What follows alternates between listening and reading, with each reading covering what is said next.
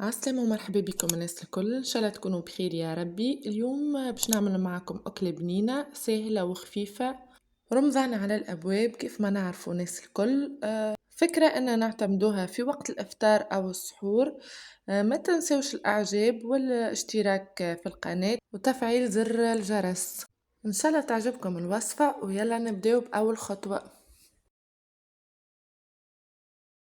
ناخدو مقلة نحطو فيها ما يقارب 4 مغارف أكل زيت. آه، صدر دجاج نصفوه ونقطعوه مكعبات صغار. نضيفوا عليه بصلة صغيرة مفرومة أو مقطعة مكعبات صغار. نفوحوهم حسب الرغبة. أنا خديت ملح كركم تابل وكروية كليل وزعتر مرحي فصين ثوم. زدتهم شوية ماء مقدار نص كاس صغير. حركتهم وخليتهم على نار متوسطة حتى لين طابوا وسكرت عليهم. بعد ما حضر هكا حطيتهم في صحفة كبيرة وبديت نهرس في الدجاج بالطريقة هذه. خذيت كعبتين بطاطا متوسطين الحجم قسيتهم وسمطتهم في الماء مع إضافة مغرفة صغيرة ملح. البطاطا هي المكون الرئيسي للوصفة متاعنا اليوم. ضفتهم مع الدجاج وكملت هرستهم بالطريقة هذه كيف ما تراو في الفيديو. توا نزيدوهم شوية جبن اللي موجودة عندك حسب الرغبة. نخلطهم في بعضهم حتى لين يتجمع الخليط الكل مع بعضه. توا باش نبل أطراف صوابعي بشوية زيت ونبدأ نكعبر فيهم بالطريقة هذه باش نحطهم في الطبق. عندي شوية صوص تو نخليلكم طريقة أعدادها في صندوق الوصف. نفردوها على الطبق بالطريقة هذه. نخليوها هي الطبقة الأولى. من بعد نحط فوقهم الكويرات اللي خدمناهم. ناخذوا شوية زيت نبلو بهم يدينا هكا نعديوهم على أطراف الصوابع.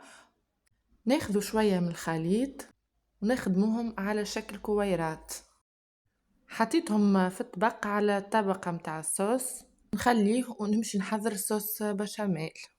باش نستحق كمية صغيرة عملت ما يقارب مغرفة كبيرة زبدة. زدت عليها مغرفة كبيرة فارينة. خلطتهم شوية وزدت عليهم ما يقارب 150 مليلتر حليب. بديت نزيد في الحليب شوية بشوية مع التحريك بالطريقة هذه. ضفت عليهم رشة ملح من غير حتى إضافات أخرى. كملت زدت الحليب مع التحريك. نكملوا في التحريك لين نتحصل على قوام كريمي. قبل ما نهبطوا من على النار نضيف له قطعة جبن ونحركه بالطريقة هذه حتى لين تذوب في وسط الخليط.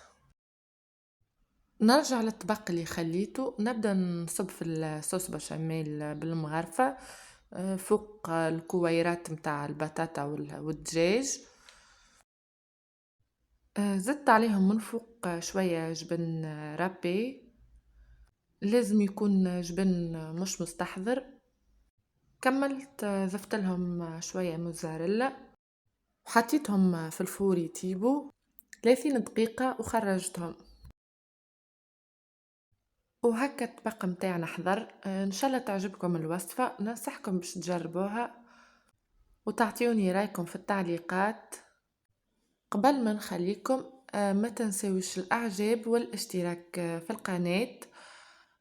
وتوا نخليكم على خير ان شاء الله. باي باي.